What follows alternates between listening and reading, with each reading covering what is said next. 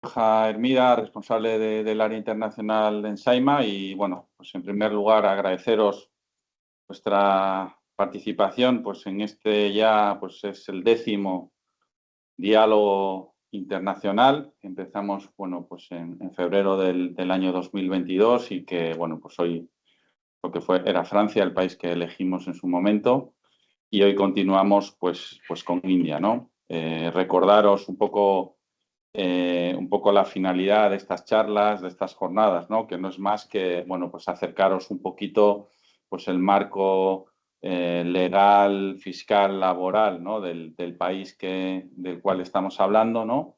Y bueno, trasladaros un poco, pues aquellos puntos que consideramos que es importante tener en cuenta, pues a la hora de establecerse pues en estos países, ¿no? Pues desde la forma más básica, como puede ser un contrato de agencia de distribución, o una forma pues más avanzada, ¿no? Como puede ser pues la constitución de una filial, una joint venture con un socio local o la compra de una empresa, ¿no?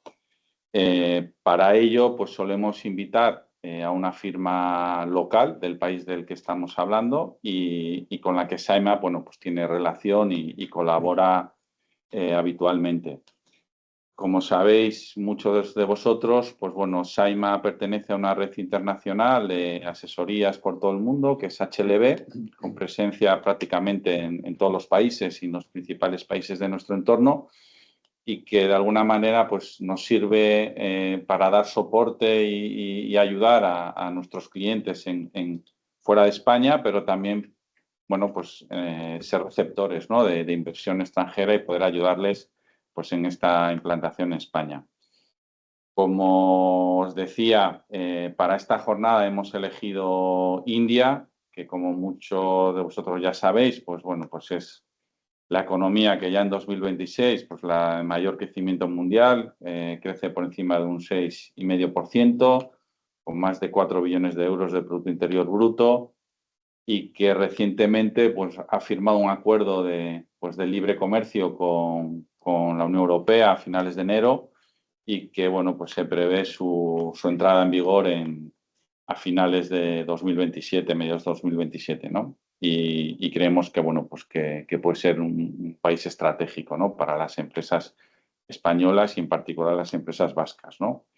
Y bueno, pues para hablarnos de todo ello, pues hemos invitado a una firma local de India, que es HLB Robas, que con más de 30 años de experiencia en el mercado y con experiencia internacional en implantaciones de empresas europeas en India. Y bueno, pues y para ello, pues hoy nos acompaña pues Roy Varghese, que es socio fundador y experto en inversiones transfronterizas y estrategia financiera en HLB Robas. Matthew Joseph, que es asesor bueno, pues con amplia experiencia en implantaciones en India y especialista en derecho también mercantil. Y Grievin Jacob, que es el responsable del área regulatoria y de seguros pues de la firma, ¿no? Y también como en anteriores jornadas, pues nos acompaña, pues aquí a mi lado está pues Guillermo Arce, que es socio responsable del área legal en Saima. Y gracias, Guillermo. Gracias, y bueno, pues y luego comentar, ¿no? Que a partir de ahora, pues la jornada la haremos en inglés, pues evidentemente, pues para tener esa interlocución, contacto con Roy, con Matthew y con Grieving, ¿no? Así que, bueno, pues estamos por comienzo la jornada, ¿no? Y namaste, Roy, Grieving, and Matthew, and thank you for joining us today. Yeah, to begin with, any of you, I don't know, please, could you give us a brief presentation about your firm? And after that, to set the context, maybe you can provide some general overview about the main and key indicators of the economy and of the Indian economy and market. So please welcome and go ahead, any of you. I think, sorry, Roy, you are going to share a presentation, no? Yes. Okay. Yeah. Yes. Hola and buen día. That's the only Spanish I have mastered. And on a Good enough. lighter vein, we are two of us are great fans of football, so we follow the Spanish league, and we Okay. follow even your latest team declaration. Unfortunately, nobody is from Real Madrid, which is a disappointment for us. Of course, we follow Barcelona also. So again, hola, buen dia. Good morning from outside to all of you. And today's presentation will focus on the Indian economy and the prospects and the entry strategy for Spanish companies to India. We have 4 offices. HLB Rowas and RBA has combinedly 4 offices in India. We cover the southern cities of Bangalore, Chennai, Kochi, and Trivandrum. And looking at the Indian economy, we are currently growing at 6.5% GDP growth rate, which is one of the best growth rates across all countries in the world. 26 GDP is estimated to be $4 trillion. And we have a big population of 1.44 billion with a median age of 28. That is population under 65, population under 30 age is 65% of the population. We also have large internet coverage, 3rd largest digital population worldwide, close to 1 billion this year.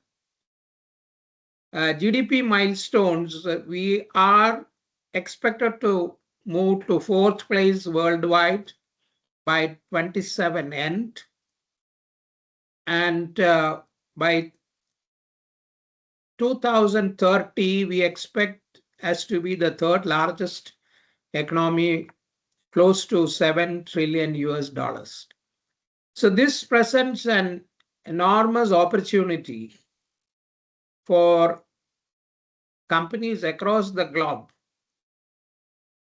to enter India and reap the benefits of the economy. If you look at the digital economy, it is very high in India. So the rest of the presentations, Matthew and Gribin will do the presentations on the India strategy, entry strategies to India, the tax regulations, the benefits, etc. Thank you again for arranging this presentation. Over to Matthew. Okay, thank you very much, Roy, for your presentation. It's very helpful for us to understand the country and to understand what we're talking about. Okay, India offers massive scale, but also regulatory complexity. Matthew, for a company looking to establish itself, how should they weigh the pros and cons of a wholly owned subsidiary versus options like a joint venture or a franchising?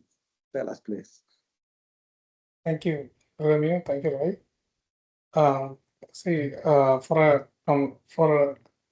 Roy had already stated how an enormous economic opportunity that India presents. India is a huge country with its main tagline as unity in diversity. It has 28 states and 22 languages, which has a huge diversity, and it results in a huge regulatory complexity, with each state having its own minor regulations and restrictions that needs to be complied with. This combined with a bureaucratic slowness or a tapeism takes, for example, intellectual property would take around 12 to 18 months for getting a trademark registrations. and there is gaps in Indian infrastructure. But the economic opportunity that India presents in its market, as well as the labor market, provides enormous opportunities, but it has to be navigated well through professionals, so that the India entry can be made as easy as possible. So, how to enter India? The most common methods would be to have a wholly owned subsidiary. The form of wholly owned subsidiary, the biggest advantage is that the holding company will have entire control over the entire operations of the company in India, and it can direct the operations. The entire establishment will take around 1 to 3 months for the thing to for the subsidiary to set up, and then it has to start its commercial operations. The another form that is used is joint venture. Joint venture is where there are an Indian company. There is an existing Indian company where the foreign company will collaborate and create another new entity, which will start its commercial operations. The benefit being that there is a local partner that will help the foreign company. But again, the incorporation process would be more or less the same for the joint venture. So it will take around the same speed of 1 to 3 months. The problem is that control shared with the joint venture partners. Now, another method would be acquisition, where the foreign company will target an Indian company, startup or mid-sized company, and will take over the entire thing. The advantage being that the market access is already there. You just have to acquire the thing. But again, there will be FDI compliances that has to be dealt with, and the process would take around 6 to 18 months for the entire acquisition to complete. And the benefit being that there will be instant market access to the foreign company to put in India, and there will be full control for the foreign company. Now, the most easiest method would be franchising, where the franchising rights are provided to an Indian company to run it. It usually works for chain stores, but the problem is that there is lack of control over the activities of the Indian company. La presentación no está compartiéndola, sí. And may not be advisable. So the usual the route that companies take is a wholly owned subsidiary in India. Okay, great, Matthew. India track record foreign direct investments inflows of $90 billion last year. It's a big amount. Could you clarify for our audience which sectors fall under the automatic route and where the government still requires prior approval? Yeah, rightly said. I mean, India has acquired on something around $90 billion during the last financial year, and it is expected to grow $200 billion during the current fiscal year of 26-27. So in India, the foreign direct investment comes in two routes. One is the automatic route, and the another is the government approval route. So the automatic route basically means that the investment can come in without any approvals that is required. And once the investment comes in, there is a post facto reporting to the government through the central bank. It is called the Reserve Bank of India. The government approval route, there would be a prior approval that has to be taken from the government portal, the foreign investment facilitation portal, and only after that the investment can be made in India. Now, almost 90% of all investments are allowed under automatic route, almost everything.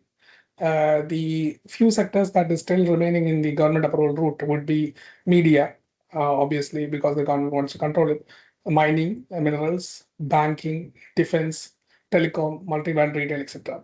These require government approval. Now, there are some limits within these. For example, for defense, 74% would be automatic route, and the rest 26% would be government approval route. The multi-band retail, again, 51% would be or would come under automatic route. Sorry, government approval. So there even under government approval route, there are supplements which it will be automatic route. Initial for all IT related companies, for manufacturing companies, the entry route will be automatic only. Now there are some prohibited sectors that has to be considered. For example, gambling, betting, lottery, atomic energy, chit funds, and real estate are considered prohibited. So FDI is not permitted within this. But even in case of atomic energy, there are talks that are going on, but currently it is under the prohibited sector. Now, there has been some recent reforms in 2026, for example, in insurance sector, which was under the government approval route. Now that has been entirely changed into the automatic route. Now, one of the restrictions that has to be noted is regarding land border sharing countries. For example, countries like Pakistan or China or Bangladesh. For all those countries that share a land border with India, the government approval route is the only way to go. But for all countries, especially countries in Europe, in Spain, the government, most of the industries will be under the automatic route. Interesting, Matthew. Okay, for most of our clients here in Spain, the private limited company is the preferred structure. Okay, we are what can you tell us what are the 10 essential steps of the incorporation roadmap? And is the 1-2 months timeline still realistic for 2026? Yeah, so the incorporation comes in for a private limited company. The essential thing is that there needs to be 2 directors and 2 shareholders. Of the 2 directors, at least one of them should be resident in India for 182 days in a year. Now, there should be at least a minimum of 2 shareholders. And of the shareholders, there is no residency requirement. Both the shareholders can be foreigners or can have a foreigner or Indian. Usually how it happens is that for most companies, the holding company will be one of the shareholders and the other shareholder will be their nominee, either the subsidiary company located in another jurisdiction or a individual that the company nominates. And for the directors, at least the majority of directors will be from the holding company itself, and at least one would be assigned in India who will fulfill the residency requirement. Now, how the incorporation starts is that you have to start with the digital signature, which is basically an electronic signature in India. That is taken as per Indian law. So that process kicks in the process. Now, the incorporation is divided into 2 separate roadmaps. The first is the incorporation roadmap, which takes around 1 to 2 months. And the initial stage is the digital signature. Once you get the digital signature, then we move to the name application route. Now, in the name application, what happens is that, for example, Apple is coming to India, then Apple Inc. can use their name in the Indian subsidiary. So Apple India Private Limited would be allowed in India. So that can be applied with the registrar, and if the registrar grants the name, it will be reserved for 20 days and it can be extended up to 60 days. Once that is done, then we go to the main incorporation part, where all directors are allotted a director identification number to identify themselves as directors. And for that, their documents, that is their ID proof and address proof, would need to be attested.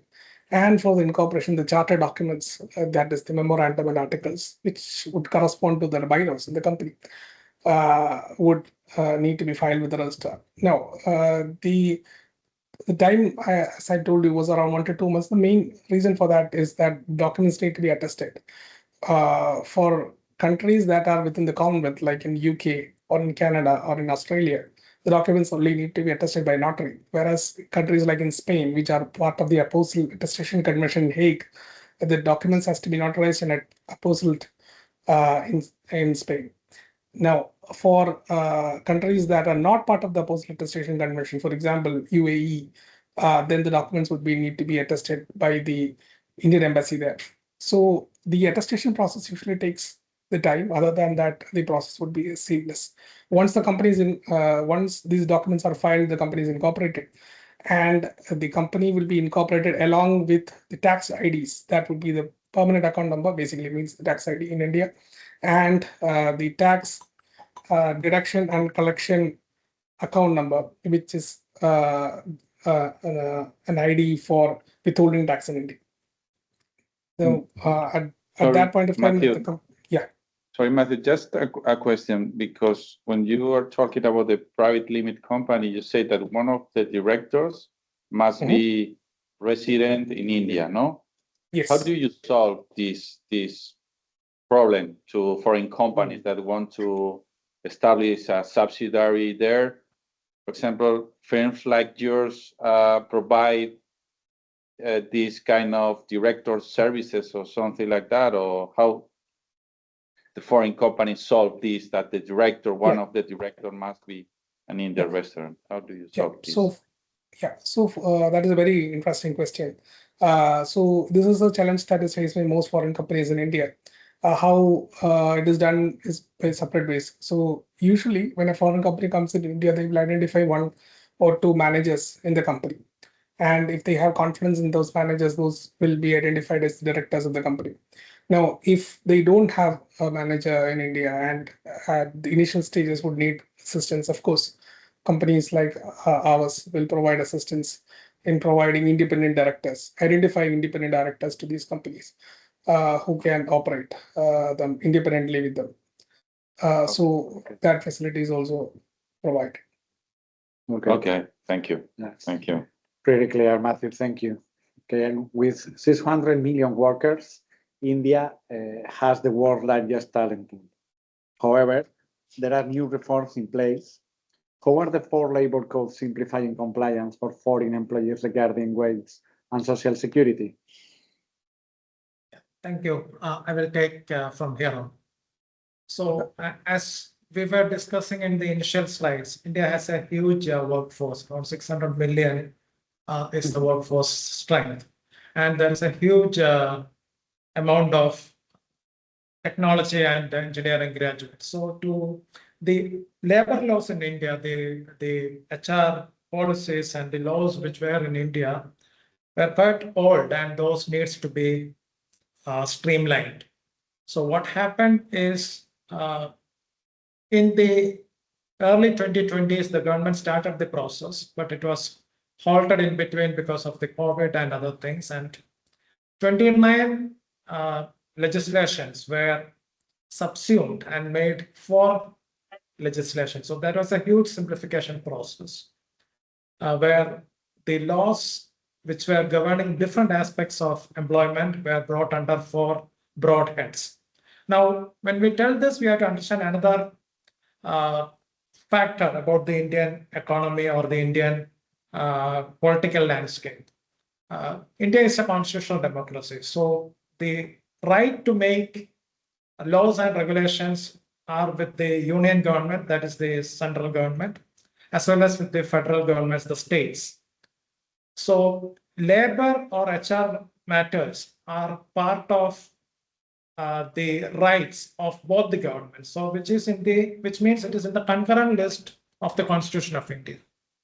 So the process of streamlining, simplifying the labor codes have started. The central government has brought out 4 pillars, which are the 4 laws, which are now notified. But at the state level, the state governments has to bring out the rules, the notifications, and has to practically implement it. So this is happening in a phased manner. So it will take more time till it is completely streamlined and practically made implemented on the ground. So what happened is, as I told, the 29 laws are now subsumed into 4. You have a code on wages, which will define the minimum wages, the payment of wages act, when it is to be paid, and what are the liabilities of the employers, what are the rights of the employees, kind of thing. You have the industrial relations code, which were earlier it was covered under the Trade Union Act and different other collective bargains, which rights which the trade unions have. So all those rules and regulations around that have been brought into the industrial relations code. you have an occupational safety, health, and working conditions code. That is basically covering the sectors which require special laws, like, for example, mining or certain factories, boilers, kind of things. All these regulations which are covering these aspects have been brought into the occupational safety, health, and working conditions code. And last, you have the code on social security, which was earlier, it was the Provident Fund Act, the Employee State Insurance Act, the gratuity. So all those codes have been now streamlined into one social security code. Now, the applicability of the different act or the codes also vary it's not uniformly that one company would have to comply with all the legislations. It depends, as I told earlier, depending on the sector, depending on the number of employees. For example, if you're talking about the Provident Fund, the retirement benefits under the Provident Fund, the pension fund, you should have minimum 20 or more employees.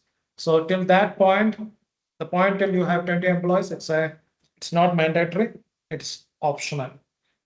Again, for state insurance, you have a threshold limit of 10 employees, and you don't have to cover all the employees in that. The government has certain minimum threshold limits of salaries above which the employees need not be covered. The employees who fall below that threshold limit have to be covered.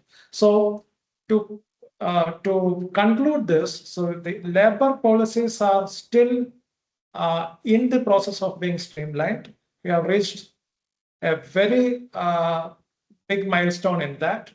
At the implementation level, certain activities are still pending, but in the next 1 or 2 years, those will also be accomplished. Okay, thank you, Ruben. Thank you, Grievin. Well, now we're talking about taxes, probably the most boring issue in this talk.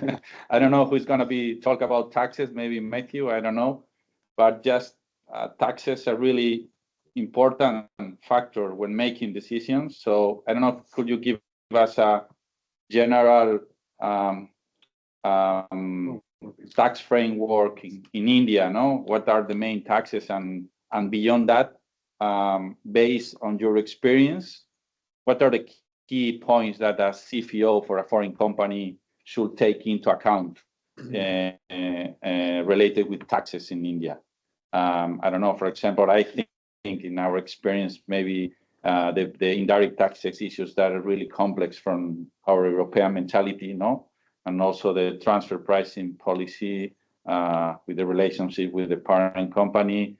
I don't know if you can talk more about the taxation, the tax landscape in India. Sure. So the corporate tax rate in India is between 22 to 30%. On an average, it translates to 25.17% in India. That's for the domestic companies in India. It applies same for the private limited as well as the public companies. For the foreign companies, the tax rate is 35% on an average. And India doesn't have a dividend tax now. The dividend tax was abolished, so dividend is taxed in the hands of the recipient. On the repatriation side, mostly what we see is the foreign companies who set up in India look for management fees, royalties, technical services fees, all those things. Those remittances are subject to withholding tax in India. Double taxation avoidance agreements, the benefits of the DTAA can be taken, provided you do certain procedural compliances. One most important aspect is you have to get the tax residency certificate from the foreign government, and then you have to do certain online filings in India. Sorry, Grievin, sorry, I just interrupt you. You say that the dividend tax is not withheld in India. When a subsidiary distributes a dividend to the parent company in Europe, is not subject to withholding. Yeah, the earlier provision in India was the subsidiary need to pay the dividend. Now it is amended, and it is the recipient of the dividend, that is a holding company, which needs to pay the dividend depending upon the DTAA provisions in it, which is applicable. Okay. Let me just intervene. Subsidiary of a foreign company in India is treated as a domestic company for taxation. Even if it is 100% subsidiary of a foreign company, it is treated for taxation as a domestic company. So it doesn't fall into the 35% slab. It falls into the below 30% slab depending on the revenues. Go ahead, Giri. Okay. Yeah, so transfer pricing is applicable in India for the last 26 years. So the arm's length principle has to be adhered to when you transact with your group companies. We have safe harbor rules, but the practical applicability of it would apply rather to bigger companies only. Smaller companies can do their own benchmarking and keep their documentation ready.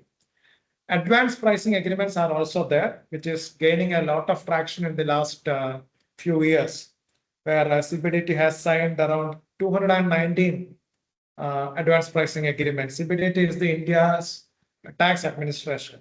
So the last year itself, 219 APAs were signed. So that is basically on the direct tax framework. On the indirect tax or the VAT, we have the GST, which was also a very big policy reform which happened around a decade back. So the local taxes were all subsumed into a GST framework.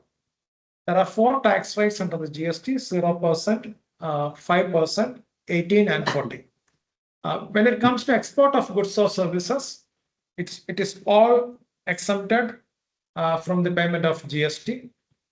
The input services, the input goods, the GST which is paid on that would be eligible for credits. So most of the inputs which you take will give you a knockoff against your output liability. Customs duties are. Sorry, just interrupt you. Just a curiosity, when it's applied the 40%, the GST, the 40%, when it's applied? Yeah, the 40% applies on sin goods or sin goods, SIN. So the ultra luxury cars, which are not basic necessities. Basically on tobacco, cigarettes. Yeah. So these are all considered sin for taxation. Okay. Okay. Yes. Luxury goods. Okay. It's a sin, but on liquor, there are a lot of things happening. Like most of the agreements with the European countries are allowing very low rates of import duty on liquor. So liquor is no more a sin, but tobacco still is a sin. Okay. Okay. Thank you. So basically what happens is your tax rate under GST runs between 5 to 8, it will be under 5% or 18% slab. So 40% is an exemption. Okay. Okay. Thank you, Grivin. Yeah. As I said before, in January in 2026, it was signed a free trade agreement between European Union and India. Although it was signed, it's not approved yet. I think it's expected to come into force at the end of 2027. What are your thoughts about this free trade agreement, and how do you think could it benefit to European companies operating in India and vice versa? How is your approach about this interesting free trade agreement? Sure. See, the free trade agreement is basically running on four pillars. The most important of it is the tariff elimination, which is going to benefit companies on both sides, on the EU side as well as the India side. So the tariff elimination, the labor-intensive sectors will get a boost when we look from the Indian side. From the EU side, when you look chemicals, machinery, equipments, where all big investment Europe already has, would find market in India. And there will be a lot of services and investment movement across digital economy, as well as banking on all those sectors. And the most important thing, what we find would be there will be a worker mobility for which there will be a separate framework which is coming in, which will apply to technical people, or because India, as we told, has a huge skill force who can now move within that framework to the EU countries, work with the EU companies who are already leading in different technological aspects. This applies to researchers as well as students. So when we look at the impact of FTA, what we basically see on the face of it is the tariff reduction. But added to that, these elements also come in. And as I told you, the chemical industry will have a big impact because, there are many chemical companies in India which are European subsidiaries.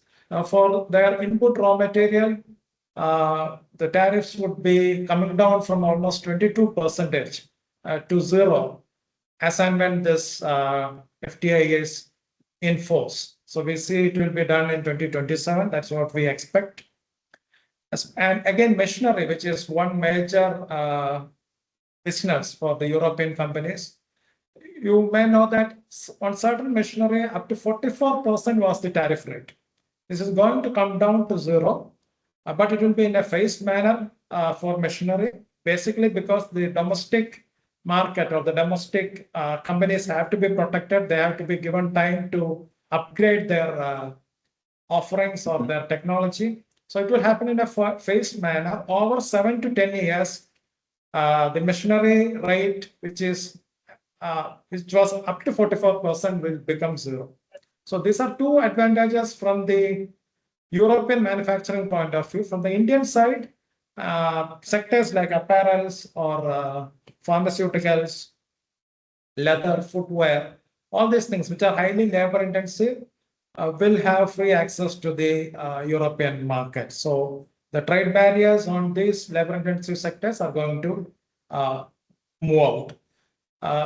However, because both countries or both jurisdictions have to protect their own interest when it comes to people and businesses. So certain part of the FTA, which is affecting mostly the agri inputs kind of thing, that would be happening in a phased manner only. It will happen from 3 to 5 years or 5 to 7 years kind of a framework.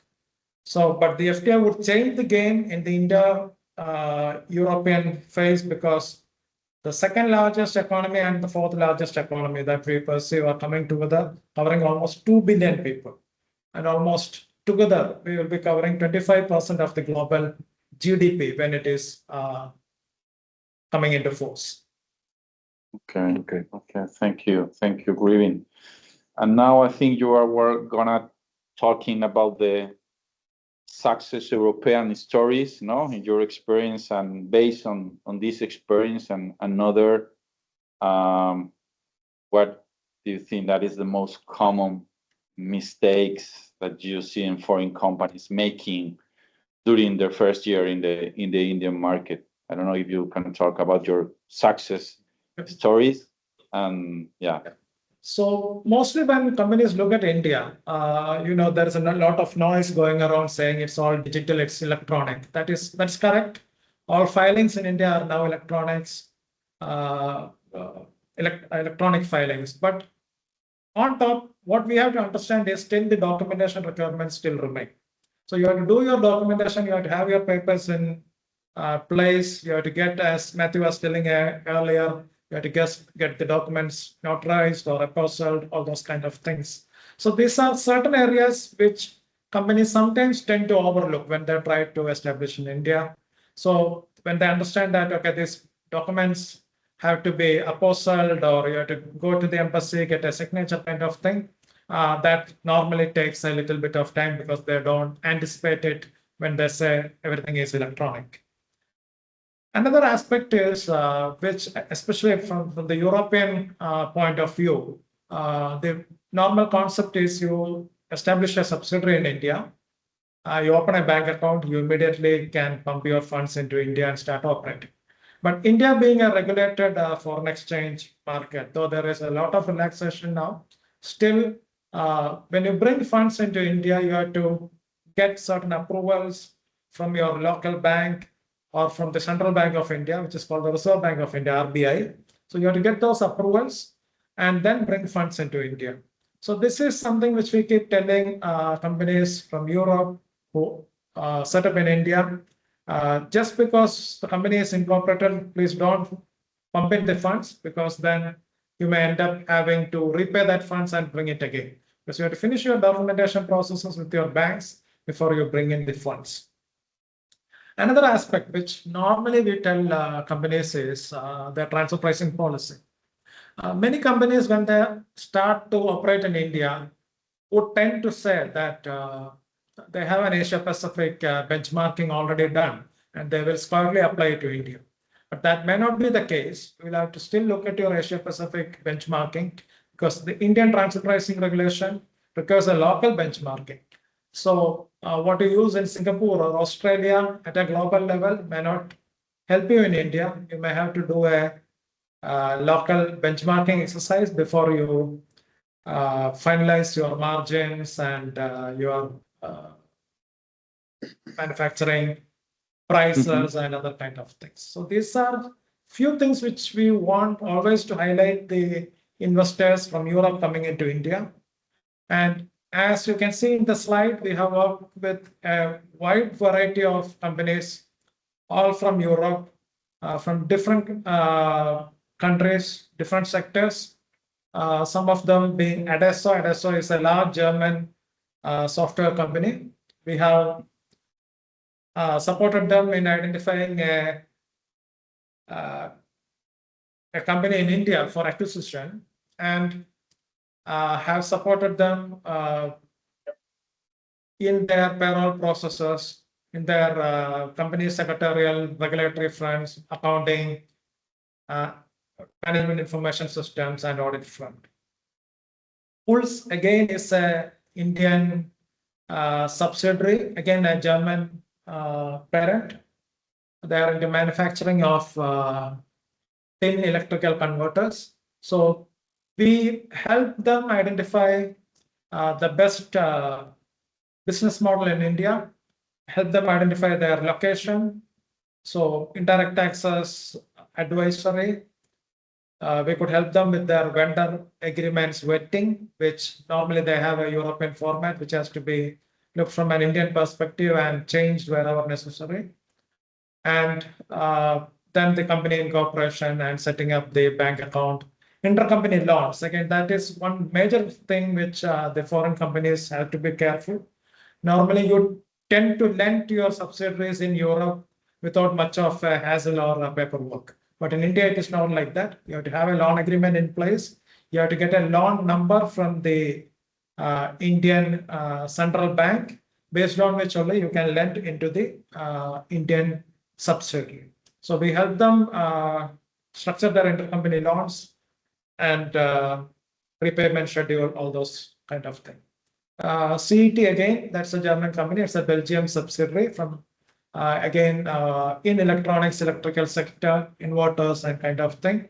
We have been working with them on their management fees model, royalty, transfer pricing mechanism, and dividend repatriation advisory, a lot of kind of things.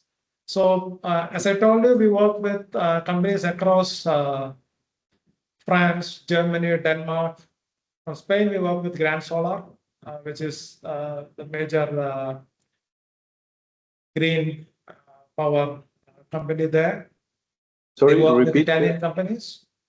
What's the name of the Spanish company that you say? Grand Solar. Okay. So let me Solar just add. In fact, the Alliance Group we support in India, because it started with the UK company coming to India for a software outfit, and later on the whole group from Munich we support. Adesso is in fact a spillover from Alliance. It's an offshoot from Alliance, which supply mainly their software to Alliance and other parties. And basically, we support maybe around 60 to 80 companies from Europe in different offices of ours. That's my statistics. Yeah, so you have a huge experience, advice to European companies in setting in India. So yeah, so well, really interesting all that you share with us. Thank you so much, Matthew, Roy, and Gribin. It's really a pleasure to share this time with you, and thank you for participating in this speech, in this talk. So yeah, but unfortunately we are running out of the time and we need to wrap up the talk. So thank you. Thank you. Shukriya, no? I think you say in India. Shukriya. Thank you. Thank you so much. You. Thank you. Okay, yeah. We always say, Gracias, Guillermo. Thank Como you, siempre. just as we always say when considering investing in a foreign country, okay, the first recommendation is to contact a local firm specializing in the field. So HLB Robas can guide you through the entire process, ensuring the success, at least in the establishment. So do not hesitate to contact us. And thank you very much, Matthew, Gribin, Roy, for your assistance. Have been really helpful. Yeah. Okay, thank you. Thank Shukriya. Thank you. Yeah, have a nice day. Have a nice day. Y a todos vosotros, pues gracias por atender, pues una jornada más de este ya 10º ciclo de diálogos internacionales. Por supuesto, si tenéis cualquier consulta que queráis que les podamos trasladar al equipo HLB Robas, pues nos podéis escribir a través de la dirección de email internacional@saima.es y les escribimos o nos escribís a nosotros y encantados de poder ayudaros. Pues nada más, nos vemos en el siguiente diálogo internacional, os mantendremos informados. Yo creo que pues en septiembre será el siguiente. Tengo aquí a Andrea, que es un poco la que nos ayuda a montar todo esto. Así que nada, muchísimas gracias. Es que ricasco y sucrilla. Hasta la próxima. Bye.